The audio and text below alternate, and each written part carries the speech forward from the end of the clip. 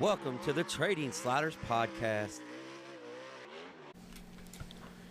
Here we go, episode number 24 of the Trading Sliders Podcast. How's everybody doing? I'm Bobby Puckett. With me in the studio again this week is Kurt the Flash Bennett. What's going on, Flash? Not much, Bobby. What about you? Not much. Busy last week and a half, 2 weeks, trying to get race cars done for people. Super busy. So yeah, that's good. Well, it's good. I don't know who the hell it's good for. It's not good for me. Yeah. Almost forgot to mention. We got ourselves a sponsor. All right. Try this on for size, boys, like Days of Thunder. New title sponsor of the show, Diesel Boys LLC. Thank you, Brandon Hooker, for taking care of us and reaching out to us, wanting to help out the show. So we're like Days of Thunder. We're moving on up. We need all the help we can get. Yeah, Walt. SB Decals and Chris at Kentucky Clutch, they've been sponsors from day one, supporting sponsors. So what we're going to do every week, we're just going to mention all of our sponsors. Diesel Boys come on, and Brandon reached out to me and said he really wanted to be a part of the show. He likes what we're doing. He loves long form interviews. So I guess we're doing something right. Yeah. And before we get started on this week's stuff and our guest, I want to say thank you to everybody that shared, retweeted, reposted, liked last week's show. 3,741 listens. Yeah. Which is astonishing. That's pretty good for us, hoping to get 15, 20 people listening. Yeah. That's we haven't been doing this for like 4 years or nothing. Yeah. We're new to it, so we don't really know how it works. But each week the show is growing. So thanks for everybody that's reached out, that's liked, shared, comment, all that stuff that we don't know nothing about. You guys are doing a good job at it. Tell your buddies, whatever. Yeah. Yeah. So it's working. Yeah, it's working. Shockingly, our numbers are growing every week. We're beyond grateful for that. Oh yeah, we thank everybody, especially for a couple of dudes that don't really know what we're doing yet. Yeah. I had to, as I was looking down and make sure I hit record. Yeah. But yes, last week was most listened to show, and something cool about that. Before we get, let me go ahead and our guest this week is Robert Chitty. He's a dirt racing super fan. He's been to racetracks all over the country. He's been to racetracks in Hawaii, Flash. Oh, yeah. Yeah, he's been to racetracks all over the country. Robert Chitty, he's a pretty cool dude. He got a pretty cool story how we met and everything. Years and years ago, back when we were both skinnier and both had more hair. But Robert, this week's guest, he's a cool cat. I think you guys will enjoy that. It's a... The main reason why we do this show is to bring all different lights of racing, because it takes more than just a driver. You need fans, you need promoters, drivers, track workers, media personnel. Yeah. I mean, you need it all. So, but Robert's put in many miles going up and down the road. So, that's this week's guest. But as I was going to say, I had people reach out last week from every which way possible about the podcast, and like I said, we had 3,741 listens. And I'll tell you what's cool about this: just a little over 50%, about 60% of our listens were from Kentucky and Indiana. Right. So we had like 45% from all over the country. Yeah, that's cool. So that's we're growing, leaps and bounds, bigger than we ever thought. But thanks to the people that's listened from day one. Thanks for the people that sharing. But two shout outs, two little quick stories. Mike from Lincoln, Nebraska reached out. He's an older gentleman. He stumbled on our show through Jack Slash. So thanks you, Jack Slash, again. Yeah. It's funny, like the big circle just kind of spills off 2 or 3 different people.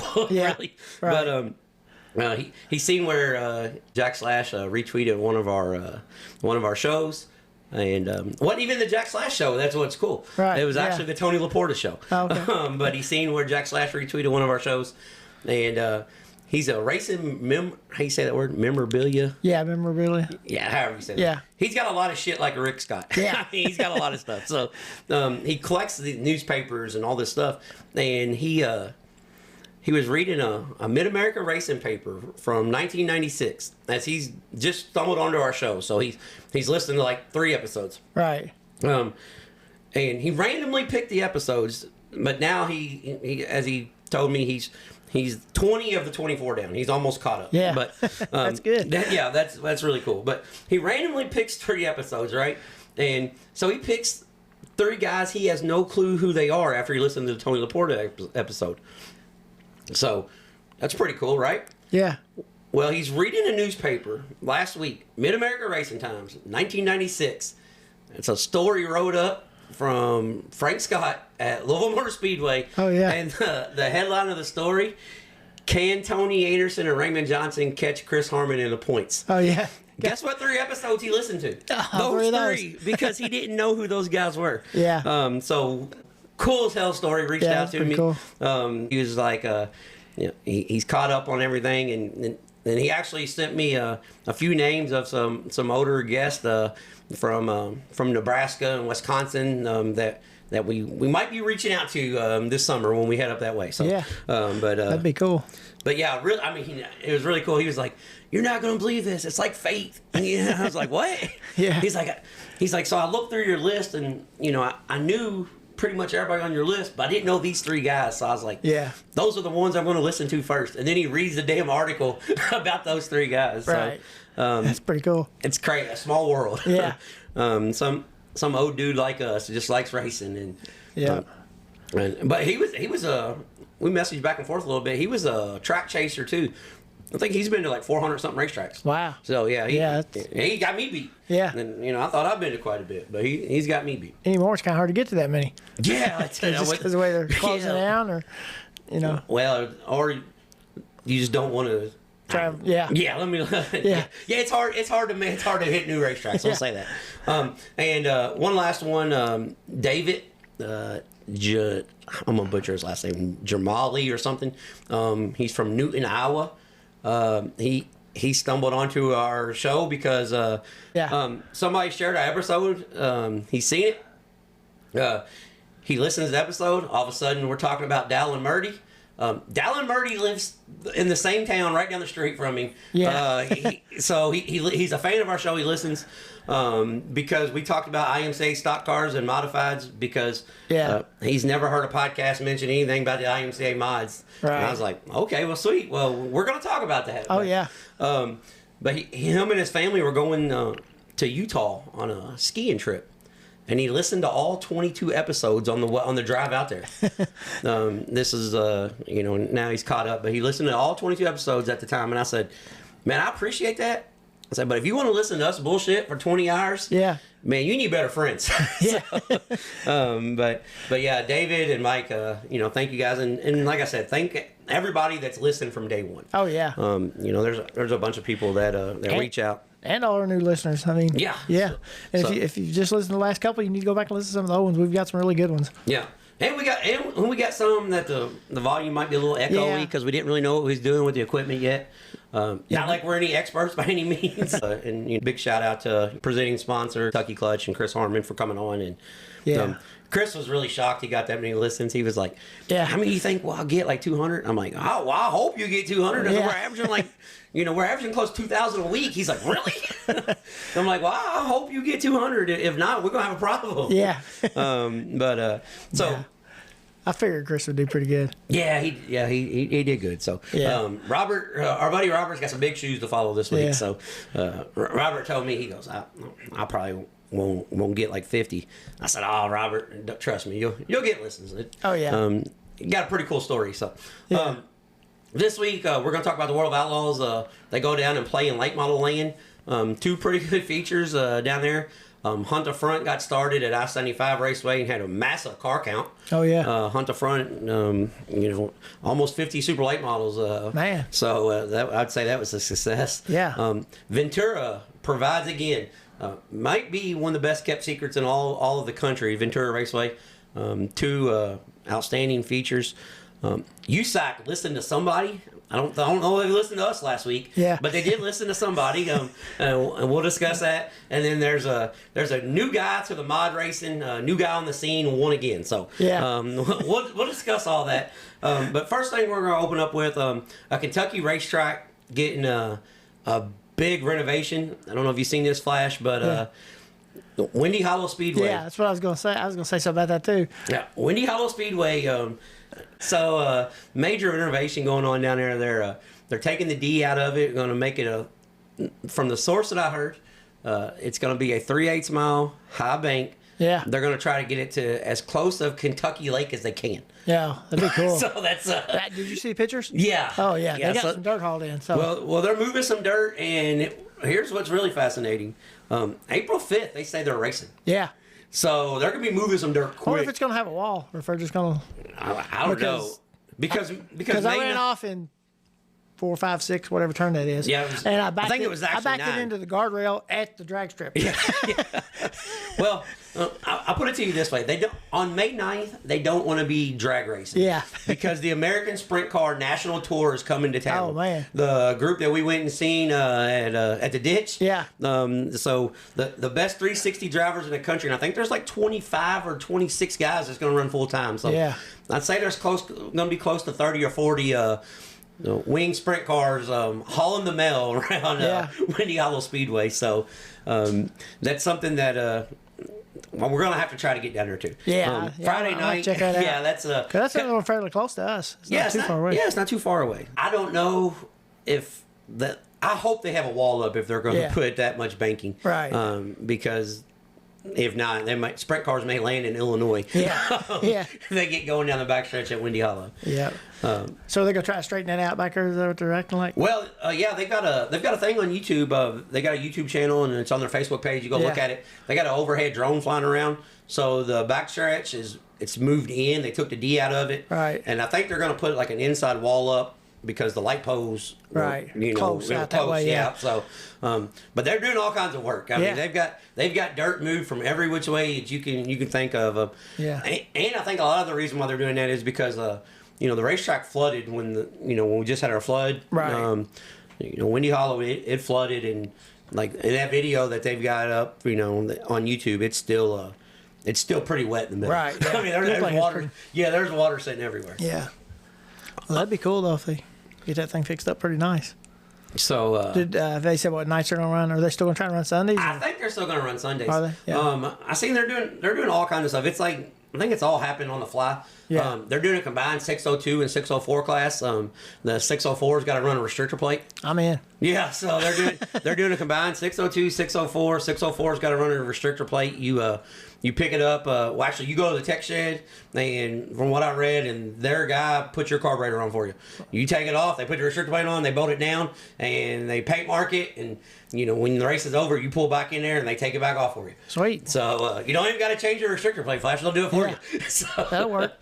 But yeah, Windy Hollow Speedway doing big things. So we always talk about racetracks that's closing, and here recently we've been able to talk about some opening. So hopefully, Windy Hollow is, and it looks like the dirt that they were moving was awful dark. So it looks like they got some clay. It didn't look like it was from there. That's what I was gonna say. It looked way darker than what they've got on there. Yeah. So because that's kind of sandy down there. Yeah, it's Tyler Nicely once said it's the worst racetrack surface in America. It's not great. Yeah. Well, the time I was there, it wasn't bad. It was terrible. Yeah. So when I raced there, we had a ramp going in turn 17. Yeah. That, I mean, you could see underneath the guy's car. Like I was checking shock settings on the dudes in front of me. They were up so high. But get started with the results this week. First thing, like we mentioned in the opening, I-75 Raceway, Hunter Front, and the best Plumber 604 series.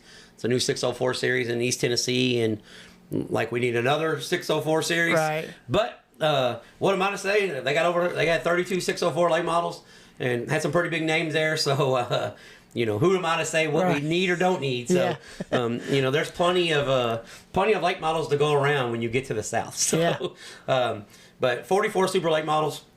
And Ricky Weeks took the win, started fourth, and Dalton Wilson started, I believe, 6th or 7th, and ran second. And Corey Hedgecock started 12th and ran third. Yeah, the racetrack was really, really good. Had 4 or 5 cautions to start the race. It was on Hunter Front TV. Yeah, but the racetrack was really good. Ricky Weeks started rolling the top, and Trey Mills led for a long time. the young kid. Yeah. I think he's like 15 or 16 now, out of Florida. Yeah. I thought he was going to run away with it there but I think he just used his stuff up too much because he was binding the car up trying to run like the Volusia line. Right. And Cameron Marlar, and Ricky Weiss, and Corey Hedgecock was just ripping the top, blasting the top. And but the racetrack, about 10 to go. I'm not going to say it rubbered up, but it all migrated to the middle. Yeah. Started locking down that way. So, but I-75 is one of those places that I think if they would cut a cushion in, because the racetrack race is really good, but it don't really tabletop. It just kind of tapers off. Yeah. I think if it had a cushion cut in, it would be a really, really good racetrack. Yeah. But something they could slide up to, you know, instead of sliding over. Yeah, Sam Seawright, you know, he's a high side guy. Yeah. You know, he slid over. Yeah. Over down the banking, almost hit the wall in turn 3 of the old track. Yeah, of the 7/8 speed plant. Yeah. He went for a little bit of a ride. But he did start. Seawright did go to the tail though after that, and I think he marched back up to like 6 or 7. Man, yeah. But Ricky Weiss took his second late model win of the year. Yeah, I was gonna say that's 2 weeks in a row for him. Yeah, he won at the Tolobo and kind of taken over there in East Tennessee, in the Tennessee area. Yeah. I think it's been like 2 or 3 years since Ricky Weiss has even won a race too. Yeah. So hats off to Ricky Weiss. And We're gonna put some tariffs on him. Yeah. Yeah, and Cut that out. Yeah, we'll charge him for that. Yeah. But actually, I think he might have Tennessee residency now. I think he's working out of the Weaver shop. Right. But Skylar Marlar, I say local guy, but he's from Tennessee, but we see him race all the time. So Skylar Marlar took this 604 race over Tyler Pierce and Ross White, and the front row after the Super Late Model feature, the front row all tried to roll the top. And Skylar Marlar was like, did you guys just not watch the last 20 laps? So he just blasted past them on the start and won the race. So, but in the Super Late Model race, Dalton Wilson made a hell of a charge on the last 2 laps, but he could just get to the back bumper of Ricky Weiss. So, pretty good race. Looks like they had a good crowd. So that's good. You know, that's. Yeah, I think everybody's getting a little cabin fever though, ready to get out to go to races anywhere, whether it's cold or not. Well, but I don't think it was actually all that too cold dinner. I seen somewhere somebody said race time it was like 50 still. Yeah. So you know, it was still pretty decent. Yeah. World of Outlaw Sprint Cars played in the South this week at late model racetracks. Yep.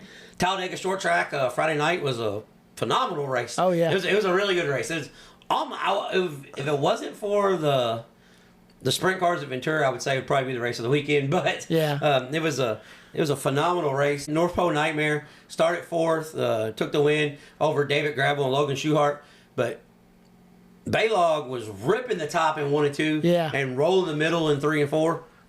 And I don't know what Gravel was thinking. I mean, who am I to say? Because Gravel won Saturday too. Yeah. But, like, Gravel, what was you thinking? What am I to say? But he just would not come off the bottom. And I guess he didn't. He wasn't very comfortable with the wall up there or something. Yeah, might have been. So he was just like, I'm just gonna, roll around the bottom, finish my second, and go ahead and win the championship like I always do. Yeah. We got like 60 more of these races to go. So. Yeah. Hey, who am I to question? I was glad to see Bailoff win it though. That was Bailoff. Cool. And guys, if like Browstown, and this goes the same way for Farmer City. Farmer City, you guys have a phenomenal racetrack. Can we please put a wall up in 1 and 2 to match 3 and 4? Yeah. Just like Talladega, can we please put a wall up in 3 and 4? I know you guys say there's going to be a sharp point, but just put the damn wall up and turn them in the infield and take them out the entrance way. Make them come out the same way. Yeah. Let's put a wall up, because if you watch that race and you watched the racing in 1 and 2, and you looked at 3 and 4 and thought it was the same, you have major issues. Those guys were rocket ships coming off 2 over. Yeah. I mean, well, because the wall lets you. You don't even gotta. It's not that it has a cushion. It's just that dirt goes somewhere, so it sets somewhere. So you got a place to launch. Yeah. I'm a big fan of racetrack with walls. Especially when you can get up and run the wall. But Talladega they had 30 sprint cars, and it was a really good show. Like I said, it could have been real good if there's a wall in 3 or 4. They had a pretty good crowd, but not as impressive as I thought it would have been. Yeah. But the reason why too is they didn't have none of the regular guys there. They only had they had their Street stocks, yeah. And they only had 11 cars. Yeah. So they didn't have very many people in the pits with those guys. You know what I mean? So yeah, well, that's what I said. The front stretch was packed, but the back stretch pits, they didn't have. And I don't even know why, because it's only like $5 more. You go sit over there, and you got plenty of room. Everybody crammed in on the front stretch. It looked like it might have been pretty cool that night, though. So it could have been whichever way the wind was blowing. They might have wanted to stay too. Yeah. Well, we've been there when the wind was blowing. So yeah. And then Saturday there was 28 sprints. They at I can't say it. You say it, Magnolia Motor Speedway. Yep. Terrible at pronouncing names, but. They called this the Black Ice Classic. Oh, yeah. Evidently, the promoter don't like that being called that. He socked some water to her. Oh, did he? Oh, my God. I didn't get to watch that when I was... This place, it had a cushion on the wall, and then you could roll the bottom, and it was slick in the middle, but there was not much black ice at all. Yeah. It was not the Magnolia Motor Speedway that they're used to, and there was weather in the area. Oh, yeah. They started a half hour early, too, didn't they? They started early, like barely scratched the track, and they just raced. Yeah. We're racing tonight, boys.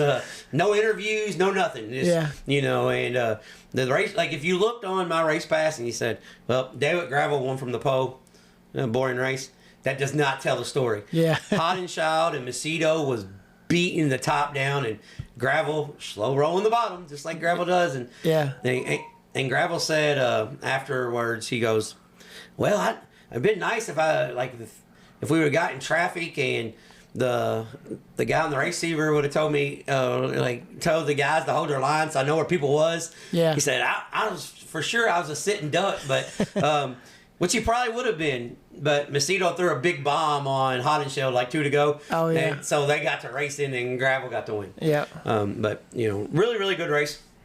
One thing. I want to mention about that. There was some bitching going on by some fans because of the non-interviews, people bitching, and guys. You guys want to watch a race or you want to watch an interview? You know what I mean? Yeah, because and they were running 3 divisions, so they were they were humping. They had pretty good car count in all 3 divisions. Right.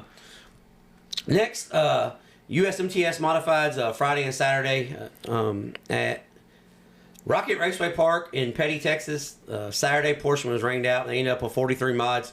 And if you've lived under a rock in the last 2 or 3 years, you probably didn't know this, but Kyle Strickler is a mod racer. He's a mod guy, and he went on to take yet another win this weekend. Didn't he win that one race that time, that Super Nationals? Yeah, something like that. Yeah, it's called the IMCA Super Nationals. It's the biggest modified race in the country. He won that I think it was 12 years ago. Yeah. So but Kyle Strickler picked up, I think it was win number 10 on the year already. Yeah. Because he raced his mod out at Vado or however I screw that up. And then he raced his mod at Volusia, and then he raced his mod in the Carolinas, and now he raced his mod in Texas and Oklahoma the last 2 weekends, and he's going to chase the United States Modified Touring Championship this year. Yeah. So for a late model driver, that's pretty impressive, Yeah. But Kyle Strickler took the win over Rodney Sanders and Jim Chisholm. Rodney Sanders started 15th and got second. Yeah. Rodney Sanders got the point lead. I think Strickler's 3rd or 4th in points. Yeah. Not bad, though, for a late model racer. Not bad for a late model racer. Well, especially up against Sanders, Yeah, Rodney Sanders and the Chisholm brothers. Jim Chisholm started 18th and ran 3rd. Yeah. So the hard tire American racers, I don't know exactly with the flex in the side or the non-flex in the sidewall. But for some reason, I'm just going to go ahead and say this. I'm going to probably piss off some UMP guys, but we need a different tire around here. Because those dudes are passing left and right. Yeah. So we need a different tire around here for sure. Yeah. And final race of the weekend, and we're going to cover Ventura Raceway. It provides great racing every week. Anytime there's a race at Ventura, you can bet your bottom dollar you're going to get good racing. Oh, yeah. But especially when it gets up on the curb. And I guess the people at USAC listen to other people. I don't think they listen to, I don't know. As many people listened last week. Somebody from USAC may listen. Yeah. but I was talking to Jack Slash this week, and he said, there's some things in the works. There's been some complaints on the East Coast about the USAC stuff. So all the USAC Western Midgets and the USAC CRA sprint car races are going to be on Flow now. Oh, cool. So I don't know who made that happen. I'm pretty sure it wasn't us. Right. I'm just going to go on record. Even though we did mention it, I'm pretty sure it wasn't us. Yeah. But it was on Flow. And Drake Andreotti took the sprint car win. Ricky Lewis charged from 6th to the lead and took a nasty crash down the front stretch into turns 1 and 2. He put it on his Instagram if anybody wants to see it, because Flo missed it. They missed the wreck. They got the end of it, but so he put it out there. If anybody wants to see me, eating shit, here it is. It was a pretty nasty wreck. Yeah, it was a pretty nasty one. Yeah, Jake Andreotti took the win. And then in the midgets, Jake Andreotti took the win again. In the USAC West Coast Midgets. Started 4th, took the win in that. So this week's Slaughter of the Week, top dog performer, or whatever you want to call it. Yeah. This week's Slaughter of the Week, which is presented by Speed Decals.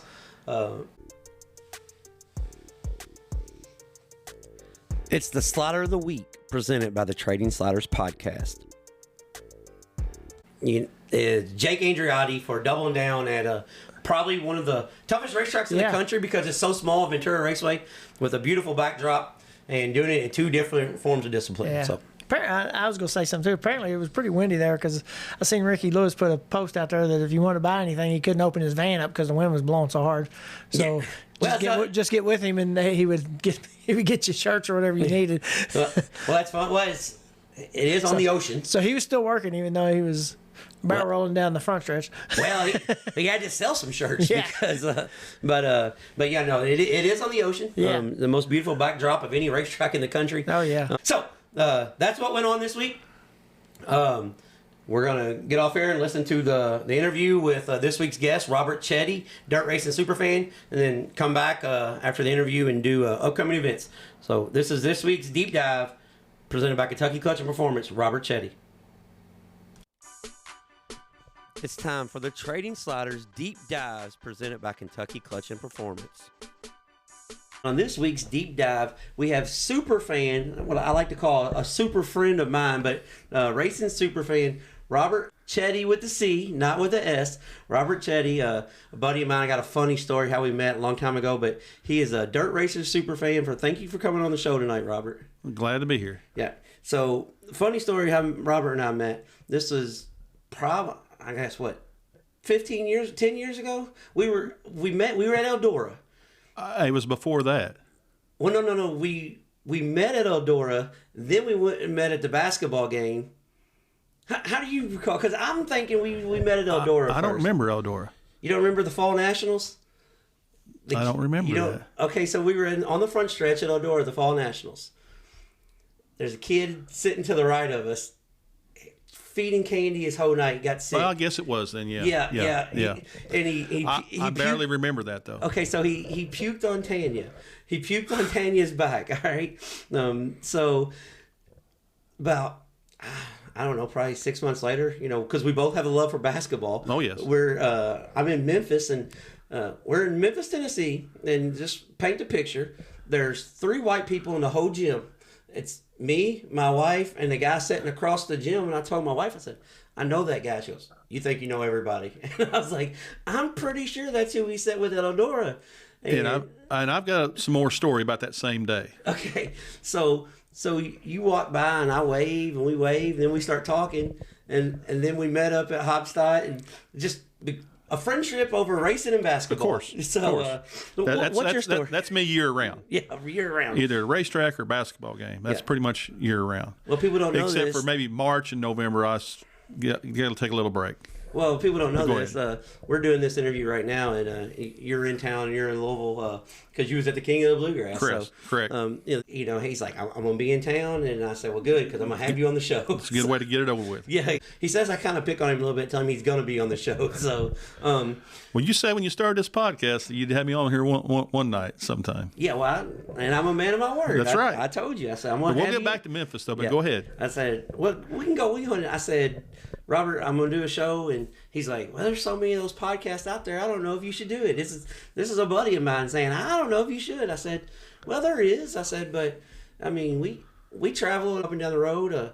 I know you got a love for traveling up and down the road. Kurt and I got a love for traveling up and down the road. Yes. So let's we're just going to talk about it. If people Sure. listen's good. If they don't, they don't. Yeah. So I'll give him how I feel about things. So.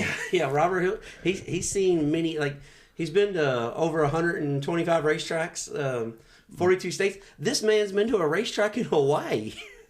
And I'll be 61 next month, and I was born in January and going in April, so I've been going a long time. Yeah, There was one little break in there, 9.5 years in the Navy, but still got quite a bit of racing in, though. Well, we're going to talk about how the love got started. But what's your story about Memphis? Let's go back to Memphis real quick. Okay.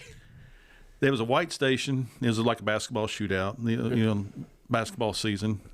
And like you say, we was the only ones there. Yeah. And one thing I do remember about that day, I was very sick that day. Yeah. I was going to the bathroom and see like once an hour. I mean, I don't know what I ate or whatever, but it wasn't a good day. Well, and I didn't talk to you too much that day, but it was probably the barbecue at Dyer County. I don't know where it come from, but I was on the inside of the gym and I looked over and I seen two people and he's got a racing T-shirt on, and I'm like, sure enough, Yeah. So that's how it got started, one way or the other. Yeah. So we, a guy from Illinois and a guy from Kentucky met in Ohio and met back up in Tennessee and then met back up in Indiana to become friends. Neither had nothing to do with either one of our states. It's just kind of the way we do. We travel. So I know a lot of the stories we've talked over the years and stuff. And this racing thing started when you was a little kid. You and your dad went all over, correct? Yeah, and his dad went before my grandpa on my dad's side. That's how it got started. So it's been a long time ago. Yeah. So that's a family tree of traveling up and down the road, catching races, from the small town of Marion, Illinois. So it's not like, I mean, people think of Central Illinois and they think Fairbury and Farmer City, but hell, it's just as far for you to Fairbury as it is me here in the Louisville area. And I'm Southern Illinois, which I sort of kid people. I live in Northern Kentucky too, but I just, so. Yeah. I'm part comedian too, by the way. But yeah, Robert, he's traveled up and down the road. He's gone, I mean, you said, how many states? 24 states. Yeah, 24 states. Plus Hawaii, but I mean, that's still a state. That's still a state, yeah. Well, the one thing that it's so funny to me because, as we go to races and you'll sit there and you're old school to the T on race procedures, race lineups, what kind of time are we under, and me, I'm just there hanging out because I love it. I'm not jaded yet. And you're not jaded, but there's just some nights I've seen you, you're like, all right, I had enough, I'm out of here. Yeah, the age difference. Yeah. When you get my age, you'll probably be a little bit like that too, though. But then I'm already thinking about the next night or that next race I'm going to, really. I mean, like halfway through the night, I'm like, where's my next race going to be at too? Though? Yeah. So when I say super fan, a lot of people, they don't really understand like what a super fan is. Everybody thinks they're, a super fan. But there's been years that he's hit right at 100 races.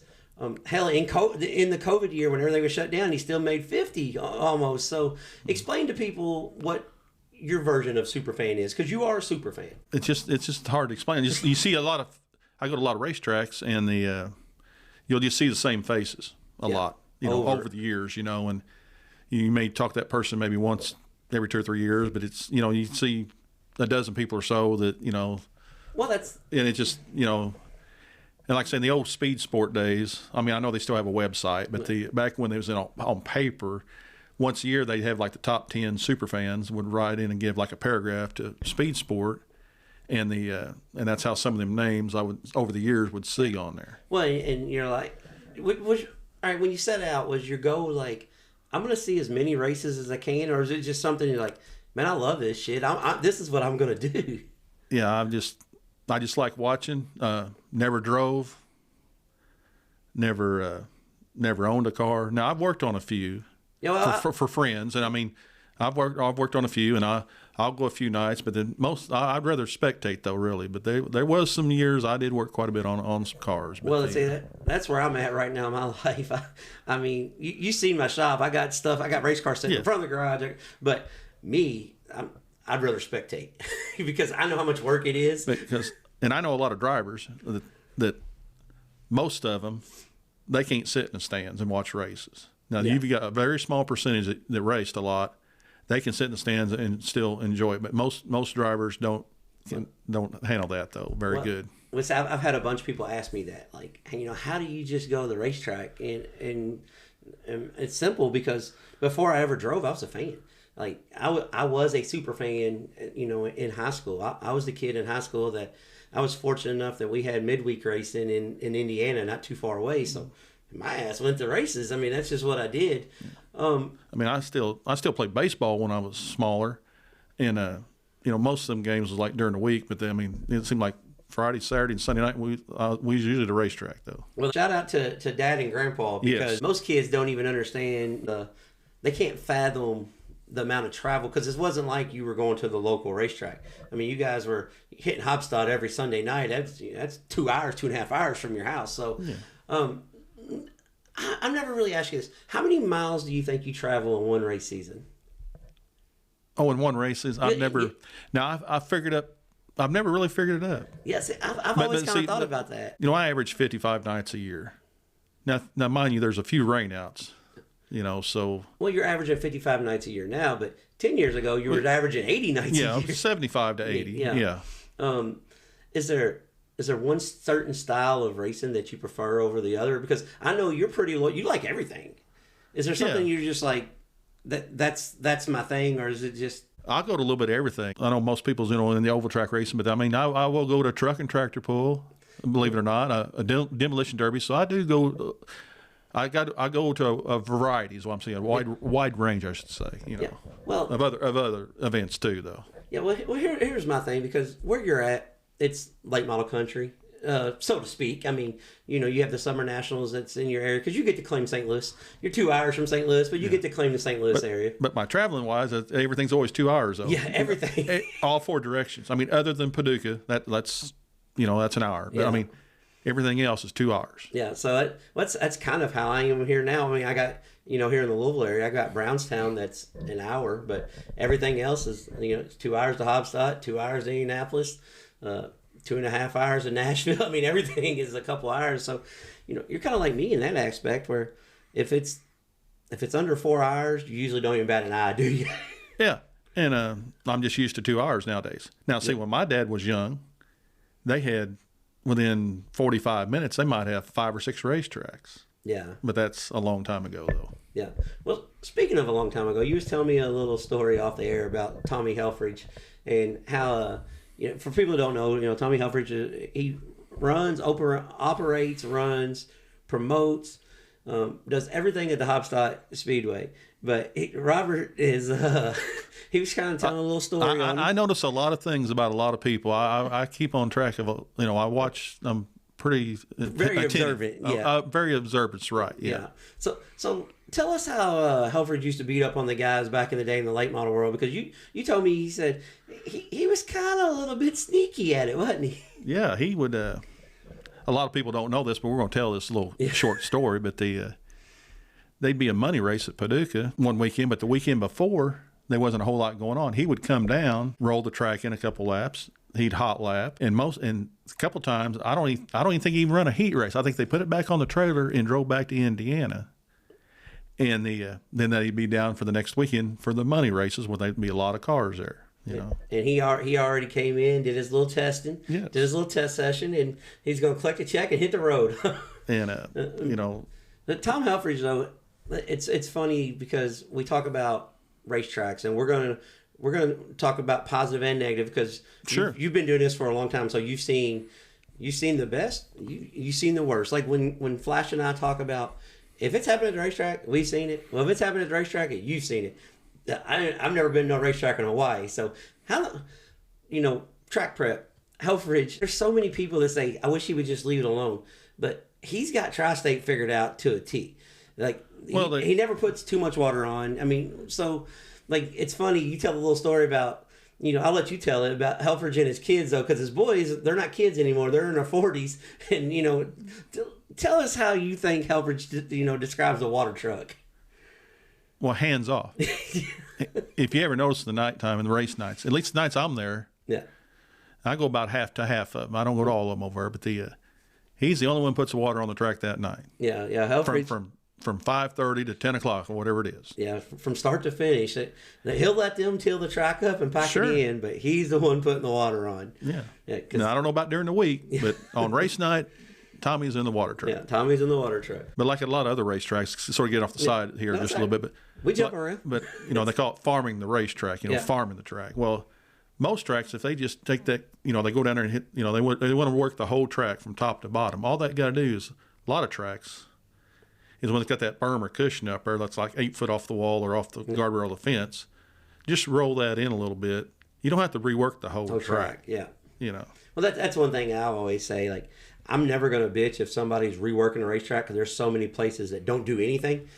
But there's a lot of times you're at the racetrack, you're thinking, that's just us being the experts that we are, or we may not be. We're thinking, man, I really wish they would just left that alone and put a little bit up top. And, when I go to Hopstad, I know when I leave, I know what I'm going to have when I get there. So, I mean, what I'm saying is, he's going to farm it 2 or 3 times all night long. Yeah, there ain't no bitch. If you go to Hopstad, if it's your first time to Hopstad, you may have a complaint. But if you go back, he's going to work on the track. He's going to work on the track, and he's like, you can set your clock by him. Yeah, pretty much. And then and it takes about 20 minutes, and the track's done. But he gets it so greasy and so wet that, like, them features, though, you get the best 10 laps is the last 10 laps. Well, still. Well, I'm going to be his defender on this. I'm going to take this side of it. I think if he gets it greasy, they're not hooked up, and they're on top of the track, especially the sprint cars. Sure. They're on top of the track, so to speak. I know they're going to run a 25 lap feature, but if that thing's ready to go on lap 1, we're going to be sending cars over in the cornfield because these kids are going to be trying to throw haymakers. So I think he's got the first 10 laps. Let's just get the track in shape and then race the last 10. And his insurance company's probably thanking him because that place is tight and fast. And when things happen, it happens very fast there.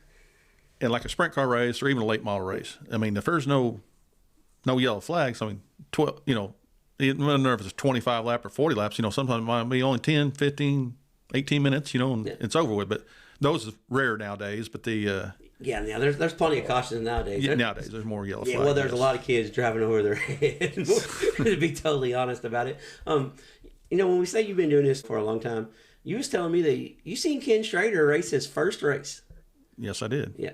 So tell us. I don't remember what age I was, but I was there though. Yeah, and I'm more fascinated about the damn racetrack than Ken Schrader racing his first race.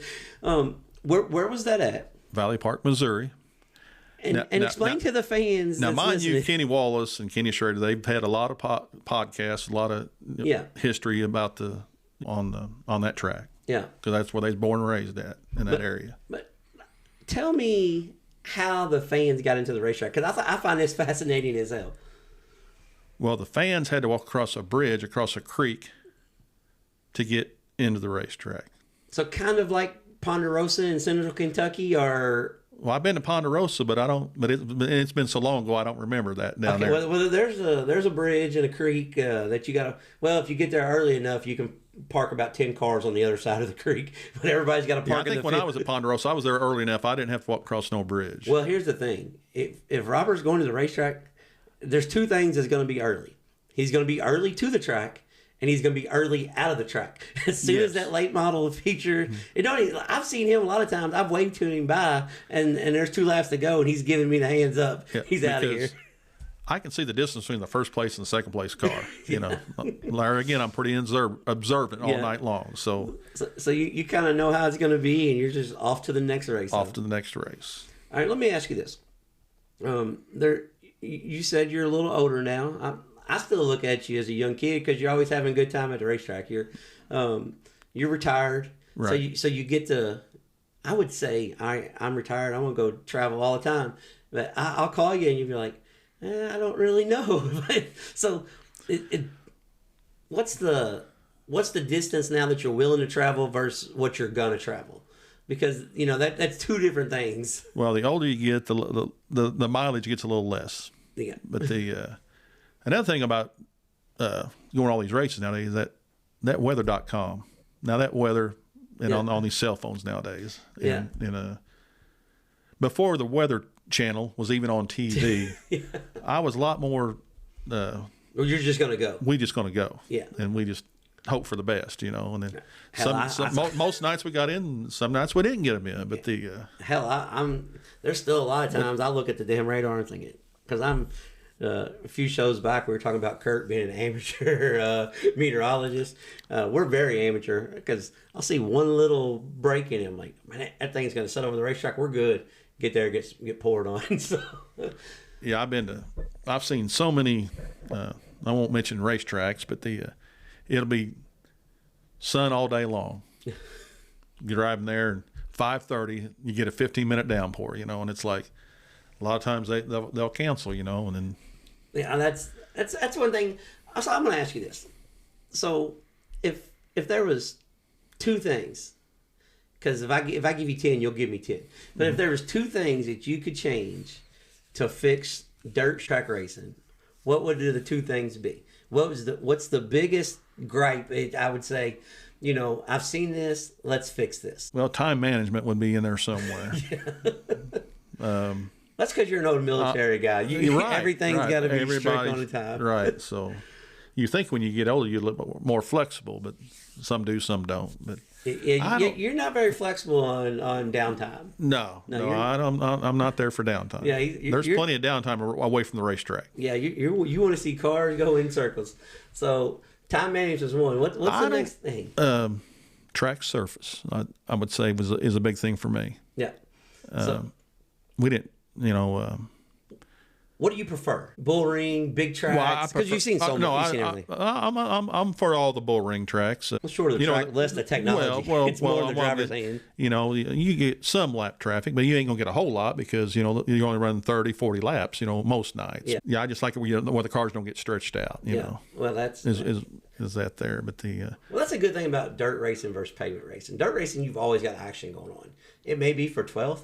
But these two kids are throwing haymakers at each other. Well, there's like a lot of times I'm at a racetrack, and I may not be watching the first two place cars because they're they're where they're at, but the best racing might be 7th, 8th, 9th back there, and they're running 3 wide back there. So there's a lot of times I may not even be watching the leader. I'll be watching where. That's because, like you said, you're very observant. And that's me. I've had people set up to me and say, "Man, that was a terrible race," and I said, "No, it wasn't. Oh, that was a terrible race." I'm like, the hell it was. I was like, did you not see the guy from 2nd to 10th? I mean, they were throwing sliders. Yeah, but you know, Davenport checked out. Okay, but did you see Devin Rain come from 14th to 2nd? Like, so, like, I'm a race fan that even if it's a bad race, I can see the good in the bad race. You know what I'm saying? Unless something's rubbered up or something where you just get frustrated. But that even today, hell, that shit happens. I mean, there's been times we went to the racetrack and I said, "This is going to be such a good race tonight." Walked out, like, damn, it was not a good race. Knock on wood, most races I go to usually not too bad like that. But well, it's because you go to Illinois racetracks. Yeah, and I go to variety too. I don't stay at one place too much either, though. So. Yeah, that's Robert. I bounce around a lot. Well, if you guys heard me back in one of our shows, I said I was calling Robert because I knew for a fact he was going to Hobstadt. I'm calling him. I'm going to get the race results because we try not to talk about what we don't see. There's certain things like if we mention going to like that weekend, I mentioned the race at Hobstadt, the Hobstadt Hustler, and I said it's going to be a good show, and I had other prior engagements, so I was like, I'll call Robert and I'll get the results, and he's very observant. I consider him a very, very smart race fan, so I can talk about it. And you're like, nope, went to the micro track. I was like, son of a bitch. But there again, it's that miles to the track and that dang radar picture on that weather too. I mean, there's a lot of times I'll have a plan B, and I'm like, well, let me ask you this: did you ever in a million years think that streaming and the coverage that we have for dirt racing now, late models, sprint cars, did you ever picture that at all? I mean, because never. You've seen the sport, change it over time, especially like when ESPN and TNT and TNN got into it, but like you never thought this was the way it's going to go, is it? No. You never thought. And it's still, I mean, to most people, it still has a long way to go too, though. I mean, it's the tip of the iceberg right now. It just got started basically 5 years ago. I mean, really. I mean, on I mean, there have been, interview shows or, or Dirt on Dirt. Yeah. I mean, I think they've been around for 17, 18 years now, Well, here's the thing. Let me ask you this, because I am the type that I'm going. Like, if I can afford it, and now I'm fortunate enough in, my position in my life, if I want to go to the racetrack, I can. I mean, so I'm going. Has there ever been a point, where you just think, I'm just going to stay home and watch it on TV? Because I can't do that. Like, I'm all for watching the highlights, but I'm not like, let's just say, for instance, in our area, we got Florence Speedway, hour and a half up the road. Like, I'm not going to stay home and not go to the north-south because I can watch it on Flow. Are you to that point yet? Or are you still, because you're a super fan, I know you travel all over the country.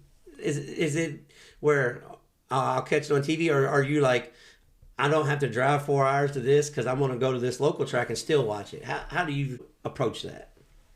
Just depends on where I go on that weekend. A particular weekend, I'll go to race, but there'll be sometimes I'll get home at 11:30 at night. I'll have the computer, TV on or whatever, and there'll be a YouTube clip of the same night. So at a different racetrack. Yeah. So I do that, or the next day. If I'll try to get 3 or 4 races. Well, that's the way I am. You got the My Race Pass nowadays too, so all the numbers. So well, that's the way I am, because I'm not staying home to just watch. You know what I'm saying? Like, that's like the way I look at Flow and Dirt Vision. That's my old tape trading, because back in the day we would record races. Every race that was on TV, I got videotapes stacked, and I would record everything. And then Sports Plus Video came out, and that guy was traveling the country and started selling tapes and DVDs. That's the way I look at that stuff. Like, I know now the Summer National stuff, I watch it at home because, hell, I can't drive 9 hours on a Tuesday night. Of course. But I'm not staying home to watch it. I mean, I've never taped a race in my life. Really? Now my dad, he taped a few on VHS tape. So he taped a few. I mean, several that was like on that TNN. A lot of the wing sprint car races. Some of that early stuff, he had that on tape. You see, I've got a bunch of that. See, I would figured you'd have been a guy that, because you kept all the racing newspapers, you kept all the magazines. I figured you would record everything that's on TV. No, you just. I'm really not. I'm not an electronic type person. Yeah. I mean that this phone I'm holding up right now, I think it's just to talk to and to listen into. I mean, I know there's, it's all on the phone nowadays. But I'm. Well, that's funny you say that, because we've been to the racetrack before, and something will happen, and I'll show you the clip. You're like, how the hell did you get that on your damn phone? I'm like, well, did you see what happened at Eldora? You're like, no, I didn't see what. You're like, how the hell did I see what happened at Eldora? I'm sitting right here next to you. Yeah. So, but like I say, I'm on YouTube a lot nowadays. Well, that's good, because we are too. Of course, like I'm retired now, so like I told you before, between the phone, the computer, and the TV, that's a full-time job nowadays on all the podcast. Racing highlights. So that's always got daily shows or weekly shows. So I mean, I put in a lot of hours per week just on that there. Yeah. Well, that's good though, because that's what I tell people this. That I tell my dad this. Like, the main reason I put our show on YouTube is because my dad couldn't figure out how to work Spotify. So I was like, well, I'll just put it on YouTube. And it's funny, you talk about older age. Mm-hmm. You said I'm not real technical savvy, but I'm on YouTube a lot. So like that, that. Well, I got an 86-inch TV, so I only got to hit a button like once or twice, and it's there. It's there. Yeah. Well, that's what I'm saying, because, like, to me, like, kids nowadays when they're growing up, it's like, for me to watch a race, I had to really go find a tape, find someone who else recorded it, and now kids just got everything at the click of their hand. And if I had YouTube when I was growing up, there's no telling how many miles I would have traveled. Cause I would have been trying to go everywhere. I'd been like, this is the hell where we're going. I know you was in the Navy. Yeah, I was in the Navy 9.5 years, so I got to see quite a bit. So yeah. Well, one of the funny things is, so Robert, he's telling me, he's in the Navy, and we're talking about he's seen a race in Hawaii, And I'm gonna let you talk about all this, but I'm just gonna kind of give a little rundown for you. Sure. You've seen a race in Hawaii. Yes. He went to all the Slick 50 stuff that we all grew up watching on TV, and then he just drops in there. And one time I went to Volusia with Greg Hodnett and the Toter. I'm like, what?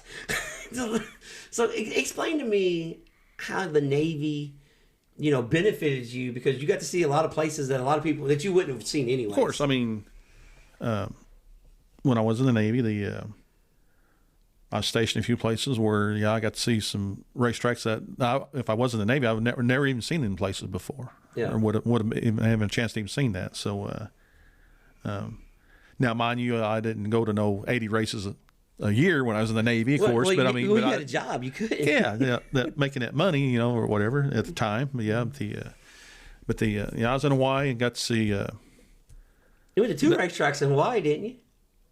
Well, when I was in Oahu, there's a dirt track and a drag strip there together. Oh, okay. On just that one island, and they had some sprint cars over there, but they was like a 4-barrel carburetor. It wasn't injected, but they look like a sprint car. Well, but that's all that matters. But they. Hell, those guys in Hawaii, they'd never seen no sprint cars before, so to them, they were sprint cars. That track is no longer there, but so that's how I got to see Hawaii, because I was there 4 years, and mind you, about 2.5 that was on the water though. So, yeah, that's a bad 2.5 years. We went on a cruise. I don't know how you did it, because I get seasick. Like I can get on the boat in the Ohio River, and before we get across the river, I'm about my head's spinning. It's like I've been beat up by a car. I don't know how hats off to you guys. I don't know how you do that. Yeah, it takes a while for the body to get adjusted. It's not fun. Yeah, well, side note, let me jump. Yeah. So we went on a cruise not too long ago, and we as we were coming back, we caught a race on the way back through. But hell, once we got back to the land, I was probably 200 miles in driving, and every time we get out to get fuel, it was still like I was on the boat. Like I was still wobbling a little bit. Yeah, huh? It was bad. Yeah, it was really bad. So tell us about your trip with Greg Hodnett. Well, I was stationed there at Millington, Tennessee, which that's north of Memphis, and we was living in an apartment building at the time, and there was a guy moving in there that worked for Greg and Hoyt, which is Greg's dad, and Mid-South forklift business, and they worked on forklifts, and that's when Greg was learning how to run a sprint car, and they called them in the B cars back then too, so a car with a carburetor on them. One of the guys worked at his business was in our apartment complex, and so there was a trailer there one day unloading furniture out of this enclosed trailer, and I'm like, what is the word? And then anyway, I got to talk to him. So I got to go to a couple trips with Greg. One was Devil's Bowl, Texas. He was at the time he was actually running Ron Pack's 4A car. Okay. And made one trip with him there, and then a trip before that when he was running his own stuff, the Orange number 3 car at the time, out of their own shop. Yeah. Got to go Little Rock, Arkansas, and he actually won that night. Over at I-30. I-30. That's no longer with us. No longer here. Yeah, no longer with us. Yeah. So that was 2 trips I made with Greg Hodnett. Yes. Well, I just thought about this. Devil's Bow's no longer with us either. Correct. If they close Volusia down, Greg Hodney and you are the worst race team in history. Let me back up on that Volusia just for a second. We need to make a little correction on that Volusia. Now, we got to blame that one on Jared Hull, though. Okay. That wasn't Hodney? No, that wasn't Hodney. Oh, okay. Jared Hull out of Sykeston, Missouri. Okay, well. Hull. Yeah. Okay, well, good. Yeah, that was the one that was at actually East Bay and Volusia. So see, Robert, he travels, and he's been to Knoxville. He's been to, I guess, pretty much been to all the major tracks, because I looked at your list. You've been to Williams Grove. Yeah. Been to Eldora, because we was at Eldora together. Mm-hmm. Been to Knoxville. What? Well, one of these years, I'm gonna have to go up in the upper north. Midwest, I guess you could say. I got to make a trip up to the Dakotas, Huset's, and that's me. And Jackson, and I got to make it up in Dakotas, and I guess Deer Creek, up in that area. That's what I was about to say. Those 3, in Eagle, Nebraska, those 4 racetracks. I'm really hoping maybe one time they do like a modified tour, and like maybe USMTS will hit all 4 of those, and I'll just take off that week and go do it. So you've been to races in Iowa. You've been to tons in Arkansas, Tennessee, Kentucky, Indiana, Illinois. Is there? I want to hear a story of one time you pulled in a racetrack and you thought, "Why in the hell did I drive this far to see this?" Because you got to have them. You're asking some good questions. I wasn't really ready for a couple of questions, but because I know, well, while you're thinking, I'll tell everybody, one place he told me that I have to go is, was it Crawley? What's the name of that? You talking about Arkansas? Yeah. Oh, Crowley's Ridge, Crowley Arkansas. Ridge, yeah, he told me, he said, Paragould, Arkansas. Yeah, he said, you have to go here.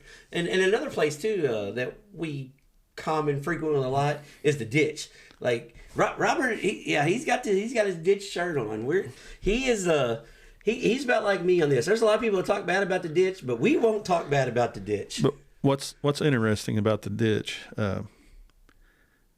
is I can get there from Southern Illinois about as quick as I can get to a Central Illinois track.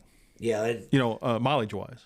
Yeah, see, I can get to Fairbury quicker than I can get to the ditch where we're located at, because I have to go down to Nashville then over, or across the WK down to your house and then down. So well, see, another thing is the speed limit's a little faster in Missouri and Arkansas headed south too. So I can make a little pretty good time too. So. Well, speaking of the speed limit, Robert followed me over to my house. He runs the speed limit. My wife told me 3 times, like, you might want to slow down. No, I seen your lights, but I'm a cautious driver. I go maybe a little over speed limit, as much traveling as I do. I don't drive like some of your stories. Let's put it that way. So if it's a 4-hour trip, it's going to be a 4-hour trip. You're not making it 3 hours and 10. Well, I'll leave 6 hours and I'll have a little extra time. I'm not one to. Yeah, I cannot even tell you how many times that I've actually, I'll be honest. I guess statute of limitations. I'm sure there's no Indiana State police officers listening to this. If there is, so be it. Thanks for listening and write me my ticket. But so one time I was heading to the Indianapolis Speedrome for a Neymar's midget race, and I'm running.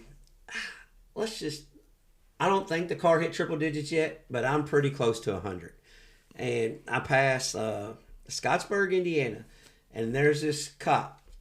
Lights come on. He's turning around in the middle. So I am hauling balls. I get right off Crothersville exit, circle around, circle back around. I get back on the expressway. This is like Bo Duke stuff. Cops running 1,000 mile an hour trying to catch me. I get right on behind him and I go on to the speedrome. made a little trip there. So back to my question. What track have you? I still got to think on that a little bit. Okay. Now, what was that question again? The question is, have you pulled into the racetrack and thought, what in the hell did I do? Why did I drive 200, 300, 400 miles to see this? Because I seen your list. You had Windy Hollow on there. So yeah, that's an adventure for me. Yeah. That was probably towards the top of the list. Yeah, I did. Everybody's they're on everybody's list. One quick story about that was most races I go by myself. I lost my dad about 3 years ago, and so I do go quite a bit. But and even a lot of times back then I'd go by myself too after I had my driver's license. But speaking of Windy Hollow, I think I was over one time by myself. It was like one of them Sunday night late model shows. Well, they just run maybe like once a year over there, and so many hills and curves over there, and it's dark. There ain't no lights out there. No. Roads aren't painted. No. And you're by yourself, and I'm like, it took a while to find it in the daylight, and I'm like, how the hell am I going to get out of here? I think I got lost. I think I made a couple laps around that place before I got going in the right direction. Well, if you're coming to head back to Illinois, I should say. What I'm saying, if you're coming in Windy Hollow, and you pass the campground sign, you are really screwed up, because it takes you on this little windy road. This GPS will take you on this little bitty windy road. And the one time I went to Windy Hollow, and I've been there before. This is how bad it was. like I should have known where I was going. I'm coming back up the pits, like the pit exit, the wrong way with the race car trailer and truck, and this dude's waving me down because there ain't no fence over there. It's just an old gravel road. I don't know the hell if I was on the camp. I don't know where the hell I was. The dude's waving at me. He's like, "You're going the wrong way." I'm like, "What, you want me to back out of this son bitch? What do you want me to do?" Yeah, that reminds me of another race in Arkansas too. But well, then go ahead. Go ahead. Okay. No, go ahead. The old #1 Speedway, Harrisburg, Arkansas. It's a little rough, huh? Let's just say the last couple miles getting in there, back in the old days, was even worse than it is nowadays. But you got an asphalt road. That's the main road. To get to the racetrack, though, you got a couple of hills to get over, and it's back in the. I don't know if it's still that way or not, but it had like river rock or pea gravel. Now, mind you, them haulers go across that same road. There's only one road in, one road out. That's funny. And I was down there. I've been down there probably 3 or 4 times over the years, and yeah, you just hear the rocks banging on the bottom of your car, ting, ting, ting, like that. For it seemed like about 3 miles off the main road. Well, so you get back in there at the track, and it's a pretty nice track, and but the pit area it goes back up a hill. Now they do pit cars behind turns 3 and 4, and but over on the backstretch it's a gradual incline, yeah. And they park them haulers like this. We kind of got a place like that in Kentucky, and they go this way, so then they come back down the hill like this. Well, that's 191 Speedway in Campton, Kentucky. It's a neat little quarter mile. I gotta say, like, everybody wants to have a Fairbury, but your state's the only one that has a Fairbury. But 191 Speedway here in Kentucky, it builds a cushion, and they race on the fence, and it's a quarter mile. But you walk, you roll in, and the racetrack is below you, and the haulers are all parked to the right. But it's funny, like after hot laps, there's cars parked everywhere on different hillsides, so they come off, they look like ants, breaking off everywhere, and you would not like the place because of time management.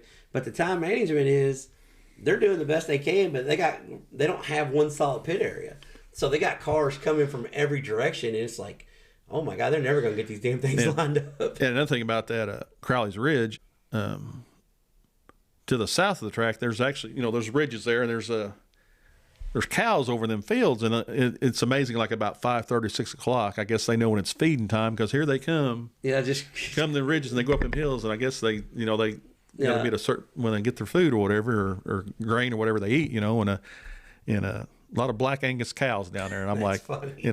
Like I said, I've been there 2 or 3 times, and I think they've made the road a little bit better since then, but not much. Not much. All right. So all these nights you hit the racetrack. You're like us. When I say us, it's Kurt and I. You see the sun come up a lot of times before you get back home. Nowadays, you just get a room. You're like me. Like, I'll just pull over and sleep. I'm not. Mm-hmm. I would always. I'm gonna get home, get a few hours sleep. I'm gonna get on the road again. But nowadays, you got places, people that you made friends with, where you could stay. Well, not only that, but I'm not on anybody's schedule anymore. now I do have my mom is still alive though, so I do have to. I can't venture too far away. So I was looking at your list of racetracks. Surprising the hell to me, you've never been to the Super Nationals. Like me, knowing that the type guy that you are, that you love all styles of racing, you love big events. Like, how did you never make it to the Super Nationals? Well, most of my races back then it was more about volume, not distance. Okay. I should say. Yeah. I wasn't. I like going to a lot of races, but I like driving that 2 or 3 hours and I was back home. I didn't when I was younger anyway, and that's the reason why a lot of them, on my list that you looked over, that's the main reason why that just never did happen. Yeah, because I was just thought. Because Knoxville's on your list, and that place is. Yeah. Well, I went up there and by myself, and I just did it that one time, and just. Because you had to go to Knoxville. Same way like Chili Bowl did it one time. No! I can't do Chili Bowl just one time. I love the Chili Bowl. And back when I did the Chili Bowl, it was only like 3 nights. Yeah. No, now it's 6, and a lot of fumes, a lot of talk. Well, the year that I went, I forgot what year, but Springfield, Illinois driver Donnie Beechler won it. So okay, yeah. I mean, well, it's local tie. So right. Yeah. So well, you don't got to go back because your people won. Yeah, but the exhaust fumes was way worse back then than it is nowadays down there, though. Okay, well, now we're going to get on Robert's soapbox. All right, so here we go. Because he's always, every time we're at the racetrack, he's always telling me how he's going to fix racing. So, all right, Robert, I know one of them. I'll bring it up so you don't sound like the bad guy, but let's tell everybody how much you love the 4-wide salute. Well, the A main better pay $50,000 to win or more for the 4-wide. See, now I can see the World Outlaw sprint cars. I mean, they've done it forever, but I'm talking about everybody else. Now I can see the World 100, the Dream. Yeah. That's fine. But the $3,000 to win, this $10,000 to win, $5,000 to win Mars race, or UMP Summer Nationals. That just 10 more minutes or 15 more minutes that we didn't. See, that's what his time management. See, Robert, he gets to the point where he don't like you to buzz off the racetrack before the feature, and he don't want to see no damn for that. If you want to piss the super fan off, this is what you do: you water the racetrack right before the feature, you buzz off 10 or 15 laps, and then you do a 4-wide salute. If you want to just see him flip his shit at the racetrack, I'd probably head to the parking lot, maybe. Well, it depends on the track you're at. Depends on who was there that night. Yeah, see, car wise. Yeah, well, there's a few tracks I know you wouldn't be heading to the parking lot. Highland, you wouldn't be heading to the parking lot. Macon, you're not heading to the parking lot. Yeah. There's I don't know. They're just. I got him befuddled because you got me a little befuddled. Well, see, look, I'm on inside baseball. I just can't. This 4-wide stuff. It's like. Well, I'm gonna tell people how I do this show because a lot of people don't understand. You don't see a whole lot of notes here, do you? Oh no, not on your side of the table. Yeah, I have no notes because I just. Well, you throw them questions it's like a high curveball, every once in a while, Well, and I want it to be genuine. Well, I don't want it to sound like okay, this is. But like a lot of people don't understand is like we don't go over what we're going to talk about. Like people ask me all the time, is like, well, you talked to so and so, he knew you was going to ask that, right? I'm like, no. What do you mean? I just like giving a little inside baseball because this is authentic as it gets. As the years are going on, you told me, before we got on there, you only got about 10 good years left in traveling. I think you got a lot more good years left than that. I mean, you still love the sport, don't you? Well, yeah, I always love the sport, but then, another 10 years, I'll be 70 years old, or 71. And well, then you might have to take 8 hours to make that 4-hour drive instead of 6. Well, I'm already down. Well, I might have to be more of that indoor racing then by then. He's good. Well, all right. Let me segue into this way. I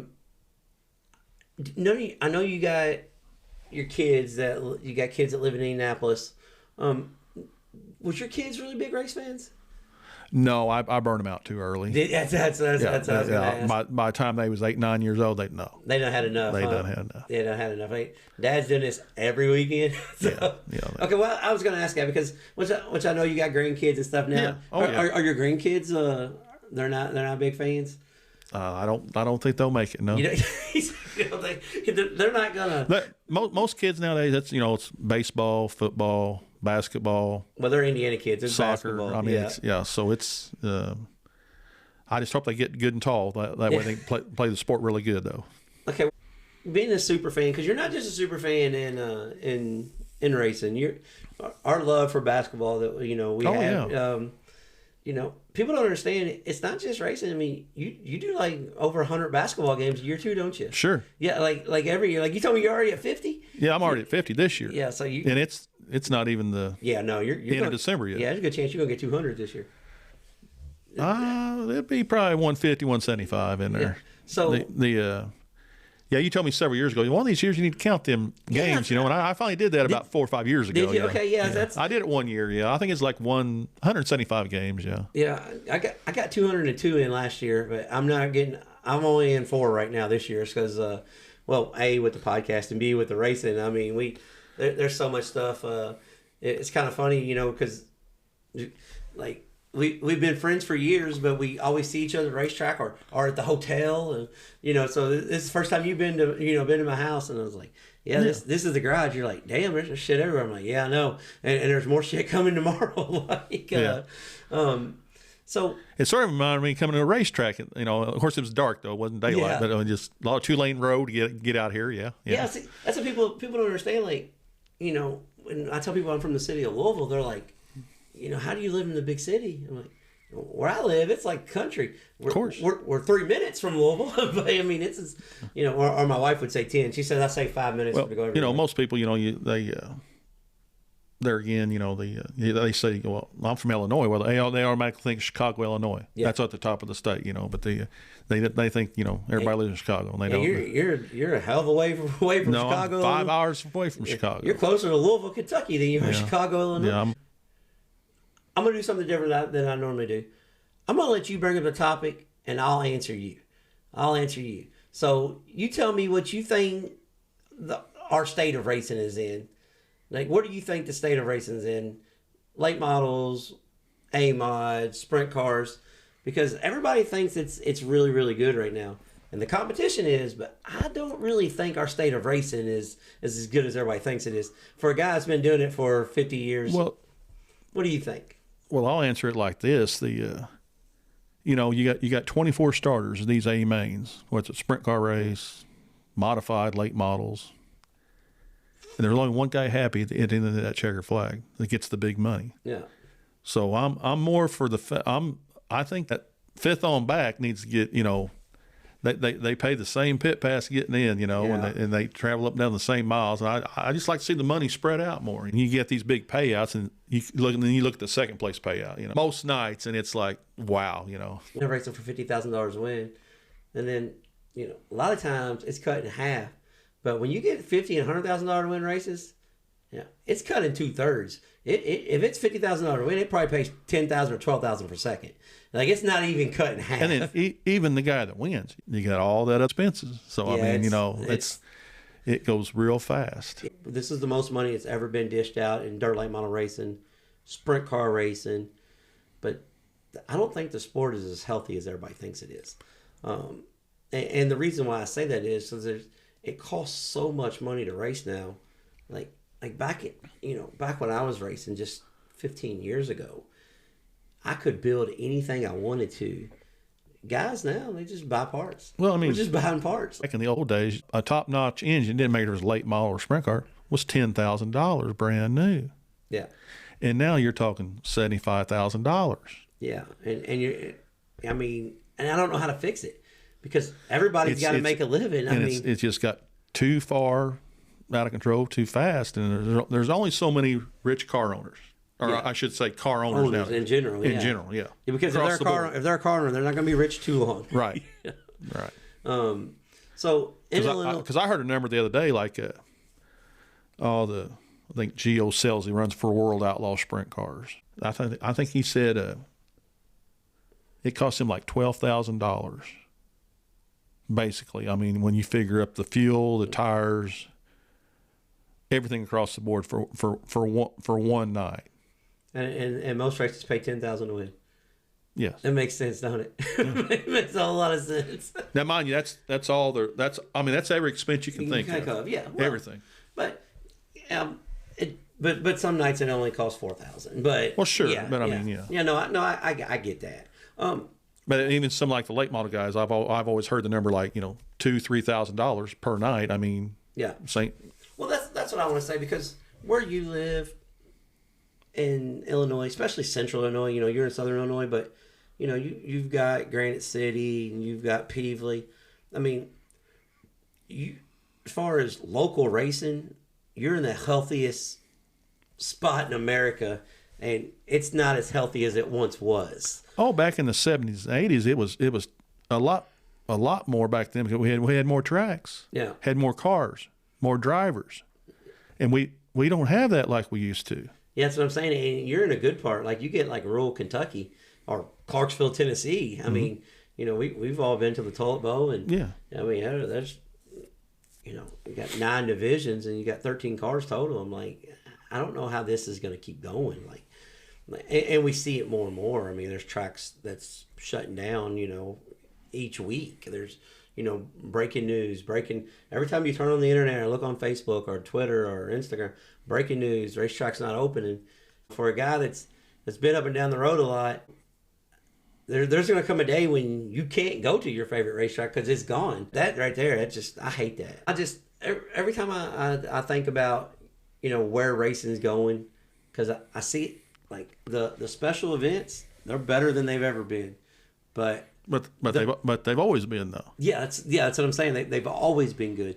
The mid-level events, they're not. I mean, it's not. I don't know. I don't even know how to say it right, because like the mid-level events is what every region has. Like, you got to have the Mars Series. Yeah. We got to have the Northern All-Star Series. We got to have regional sprint cars. I mean, USAC is a national thing, but USAC's regional. USAC is a 3-state basically situation. I mean, other than when they make a trip to, one trip to Pennsylvania or one trip to California, whatever. But it's pretty much. But it's pretty regional. It's pretty much Indiana, Ohio. Yeah. Sprinkle in a little Missouri right now. You got a little, but that's what the sport needs. The sport's got to have that to survive. And I don't know. I hope the racetrack owners can hang in there enough till it gets fixed, because there's a lot more tracks being closed down than there is being opened up. Like I heard the other day, they was talking like a right rear tire for a sprint car, a new one. I mean, I heard like $375. We just interviewed Ricky Lewis, and Ricky Lewis said it's $350 for a new right rear tire. He was saying that $350 for a right rear sprint car tire. So when you see those big sliders, they bang them off the wall and tear that right rear down. That's an $800 wreck. That's crazy to think about that. Yeah. One thing I do want to talk about, it's still funny to me because you've been to racetracks all over the country, but like the Champaign County Raceway. So I'm announcing a race, and I'm announcing for a series, and I call Robert and said, "Hey, I'm coming your way." And he looked at it and goes, "Well, you're not really coming my way, but I'm going to meet you up there." When you go to a new racetrack, do you still, is it like a kid in a candy store, like when you first get there, or is it just like, hey, now I'm at a new racetrack, okay, I've been to so many of them, but like, because when I walk in a new racetrack, I'm walking every lap, I'm trying to see everything, every site. Is it still fun when you go somewhere new? Oh, yeah, of course, somewhere new, yeah. Even still most nights, there may be a few regular tracks, it may not be, but most nights it's still, that it gets, it feels good. Yeah. So you're still enjoying it. Oh, sure. Yeah. Because you don't go to the racetrack, only so many days out of the month or whatever. Yeah. So, realistically, most people can only go 2 nights a week if they really, really want to, right. Realistically. So, and the way money is nowadays, I mean, they always talk about, well, this track should run on Sunday night. Well, by Sunday night, most people's done. They done spent their money. They done spent their money on Friday and Saturday, so that's the reason why a lot of Sunday night tracks don't do too good, I should say. But I love Sunday night racing. Well, I do too, especially when it's because there's no competition. You usually you got a good car count. There's usually no it's either really good or really bad. It's sort of Well, like when Hopstock raced on Sundays. Oh yeah. Oh my God. Yeah, back when I was a kid. Oh yeah. I understand why Helfers don't do it now, but man, I wish. Please go back to Sundays. Please. I know Kokomo is going to have a lot more Sunday races, but Kokomo's still 4 hours from me. That's a little hard to make on Sunday. I get to work on Monday. Right. And then, but Hopstock, I can be an hour and 40 minutes. And then back to the Champaign race, just real quick. Yeah. Another reason why I got relatives lives pretty close by there too. So that's what I was getting at. I got some relatives lives just east of there. So yeah. So Robert got to hear me announce for the first time, and I said, "You're a super fan. I'm new to this. Tell me how I did." And he was really nice and didn't want to tell me I sucked, or he thought I did all right. He's like, "No, I actually kind of like you." And I was like, "Well, okay, I appreciate that, because I value your opinion. You've heard some really bad guys, and you've heard some really good guys." So, all right. The one last question. Sure. It's not going to be super hard, but 2 questions. One of them is kind of a segue. Mm-hmm. All the places you've been, what's your favorite racetrack? Your favorite racetrack in the country? If travel wasn't an issue, if what day wasn't the issue, past, present, what's your favorite racetrack? There's so many. I mean, there's not. I think they're all that way. I've not really been to a place where you're like, that place is terrible. Yeah. On judgment of places, it's sort of hard to say. But so you don't have one place that you just like. If you had to pick if you can't pick your favorite, hell, you ain't gonna be able to pick your top 5. Well, Top Stot's got to be on there, of course. But I'll tell you a track going right now that, of course, he bought Peverly, Missouri, but Brownstown, Illinois. Brownstown Bullring. Yeah, the Josh Carroll and whoever else helps him. They got their track service figured out now, and they got this rolling piece of equipment behind the tractor, and they can roll the track in pretty fast. And I really like going there. Yeah, and even a local show. I mean, they might get 18 late models, but it's just as good as saves us 50 late models there. Yeah. I mean, the racing is just so good. Well, let me ask you this. I said it was going to be the last question, but it's not. With all the praise that Fairbury gets, are you a big Fairbury guy? Because I don't know if Michael Rigsby listens to this or not, but what I'm saying, Fairbury, I've been there a few times. It's okay. They put all new bathrooms in. They put in a new building and everything for all the credentials and photographers and all that stuff. All the paperwork and whatnot. They got showers at the racetrack now. Do they? Yeah. Well, they've got like shower stalls. Yeah, I haven't Fairbury. been there since they put in their new building over there. Well, see, because I always knew you weren't like a huge Fairbury guy. So I love Fairbury. Well, there's a couple things about Fairbury. First off, that's almost a 5-hour drive for me. Yeah. So you don't realize how long the state of Illinois is from top to bottom. So I do. You do, but I mean, I'm saying some people don't. Yes, I know. I do. I've been from top to bottom. I understand, but one thing I wish Fairbury do, and this goes for a lot of racetrack, is they do need to put in some more lights though. Yeah, Fairbury is a little dark. And there's a lot of dark tracks, and I didn't really have that on my list over here we talked about earlier. But but like Fairbury in their infield, I know they got their scales in the middle of the infield, and they got the cars goes in and out there on time trials and whatnot. But there's a few spaces they could drill some holes and put them in another 3 or 4 light poles in there. And what a lot of people would, when it's 9, 10 o'clock at night, and you got that black Illinois gumbo dirt or whatever, and it's dark. I mean, the track surface, the nighttime, and I'm more for the better lighting nowadays, and there's a lot of tracks in Illinois. Now there's other tracks too. I've seen in Arkansas, and Missouri too, but some of them Central Illinois tracks. Usually the lighting system is usually pretty low on the totem or the list. And one thing I will say, not defending Fairbury, but I can leave Fairbury alone right now. But Farmer City needs some lights. Farmer City is a place you can. I cannot see. I don't know how those guys don't run off with no wall in 1 and 2. I don't know how those guys just don't keep driving. But they're again black dirt. Yeah, it's nighttime, and then when you got a black car out on the track. Yeah. And I'm not a fan of a black race car. It don't make a difference. A midget. I don't care if it's a midget, sprint car, late model, especially in midgets. Now that's just. I love them. 90% of the midgets are black anyway, so I can't stand that. But but anyway, the black dirt, the lighting systems need to be a lot better at a lot of racetracks, and it's just not Illinois now. I mean, I was at Poplar Bluff, Missouri a while back, and boy, turn 1 over is very dark. Track surface and lighting's 2 big things for me. Though. Yeah, because you're kind of like me. Like if a facility's nice, okay, good. But the facility don't have to be perfect if the racetrack's good. In my eyes, like that night we were at Champaign County Raceway. I mean, that racetrack was pretty damn good for the situation that they had. Racing one time a year, the track was pretty solid. Yeah, I mean, when you don't do track prep all the time, if it's once a year, it's it's hard to judge what you need to do. Right, and then you get Mother Nature, whether it's either too hot or too rainy, or it's sort of. Track prep is a hard thing. You ever been to Jacksonville Raceway? Oh yes. Yes.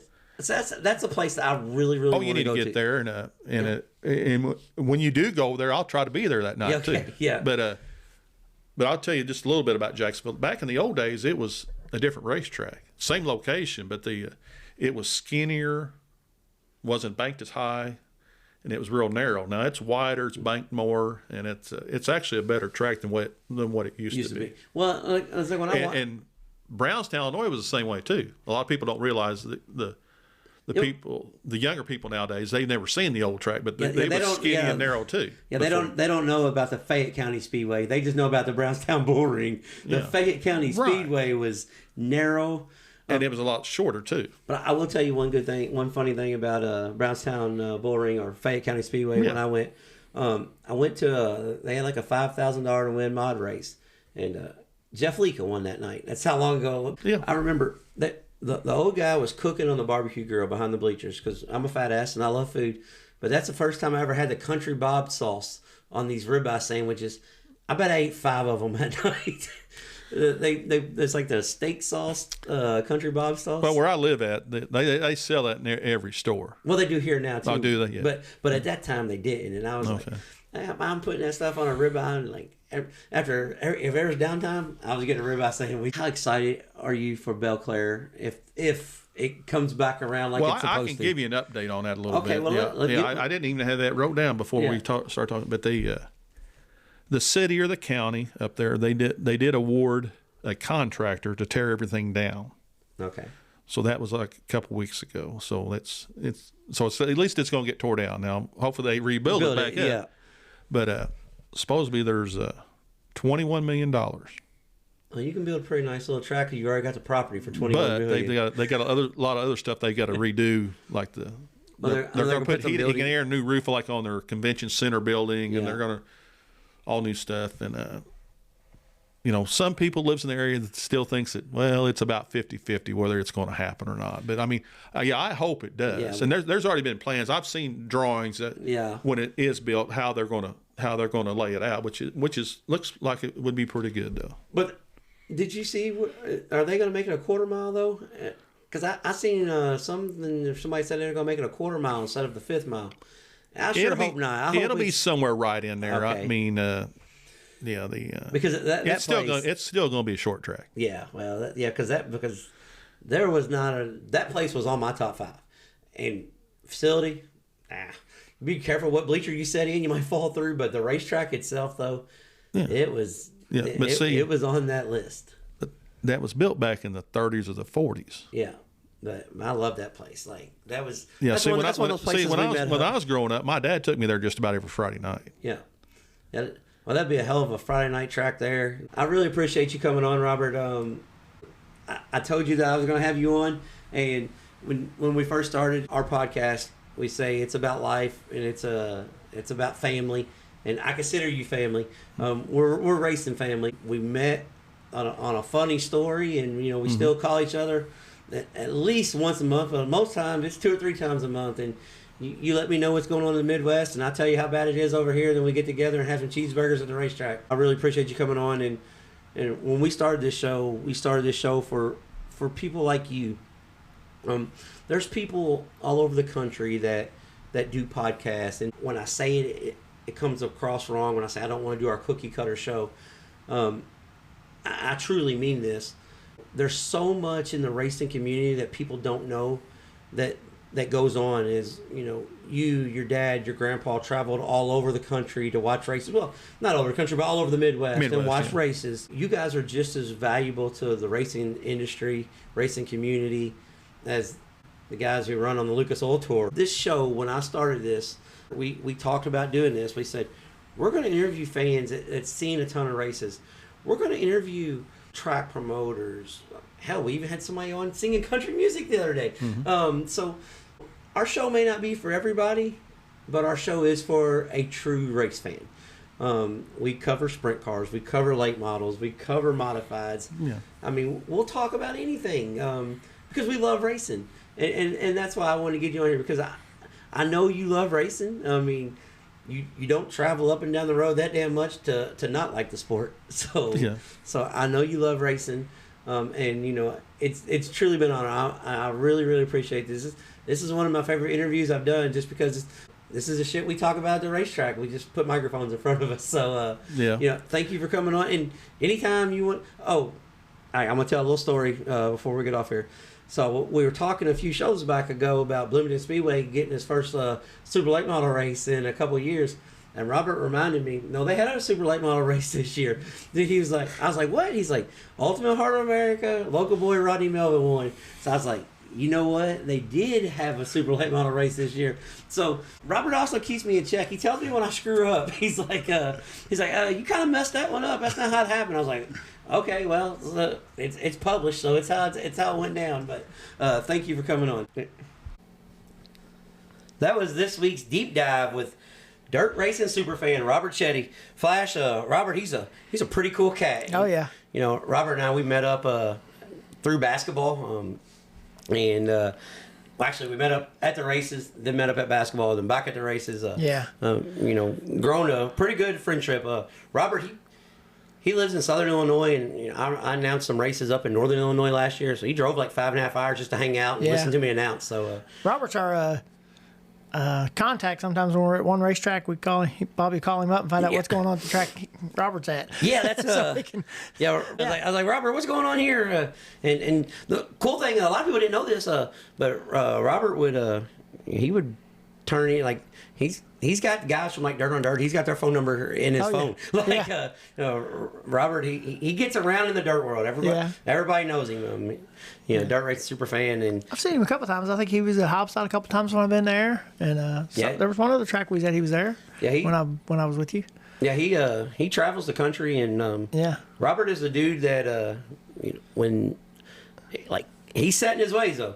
Like he'll get to the racetrack 5 hours early and leave 5 minutes early. Like he's there before hot laps start, like a day. Yeah. And when the flagman gives the old 5-knuckle shuffle, 5 to go, he's out. He's gone. Giving me the salute. I'm gone, man. I'm out of here. I done seen all I need to see. So he's thinking about where he's going the next night. Yeah. So we really appreciate Robert coming on. This week's upcoming events. Friday and Saturday, the World of Outlaws, you can catch them on Dirt Vision. They're at Kennedale Speedway Park in Kennedale, Texas. Quarter-mile, high bank, black dirt. It's almost got like Illinois-style dirt down there at Kennedale Speedway Park. Pretty neat little racetrack. So you got 2 nights of World of Outlaws. And I think you'll get a bunch of the Power Eye guys and stuff, because they run Texas and Missouri and stuff. So that's Friday and Saturday. In our area, Saturday, the Northern All-Star Late Models and Mods, which was rained out again this previous week at Brownstown. They will be at Florence Speedway. So not a very far drive at all. Quick little trip up I-71 here from the Louisville area. Yeah. Florence Speedway has Northern All-Stars Late Model and Mods. Yeah, they practiced yesterday, didn't they? Yeah, they did. They practiced yesterday, and I think they ended up having like 60 cars show up in practice. So when the weather was nice here. Right, yeah. Another one in our area, the No Way Out 40 at Paragon Speedway, $10,000 to win, unsanctioned non-wing sprint car race. Yeah. On the card with them too is I think $1,000 or $1,500 to win UMP mods. I've got some prior engagements, but if the weather looks like I think it does for where I'm going, Paragon's probably going to be where I'm going to be. We'll keep it in mind. Yeah, that's it's farther enough up north that the R word may miss it. Yeah. And then World Outlaw Late Models are at Smoky Mountain Speedway in Sevierville, Tennessee. I will be there for this event. I'm going down to help out Matt and them for the Cumberland Plateau Mod Mini Series. It's going to be on Dirt Vision. So anybody that enjoys the show and want to hear me fumble over some words on the at the announce booth, because you know my language here, I will be on Dirt Vision if the weather cooperates for the Cumberland Plateau Mod Mini Series. So I think they're running 602 late models, super late models, and mod minis. So get to go down and hang out with Ruben and them and the Dirt Vision crew, and maybe I can learn something. Hell, I don't know. And sit back, watch, and see how real professionals do it, because I'm gonna have the whole table with cue cards laying everywhere. I'm sure they've got a system figured out. They're thinking, what the hell is this guy doing? But so that's just take notes. I take a lot of them. So that's this weekend plans for us going down to Smoky Mountain this weekend, and but it looks like weather's going to be suspect. So this is maybe one of those weekends that I might be calling Flash for his meteorology skills. So where do you think we can get it in? Because there's I almost forgot one too.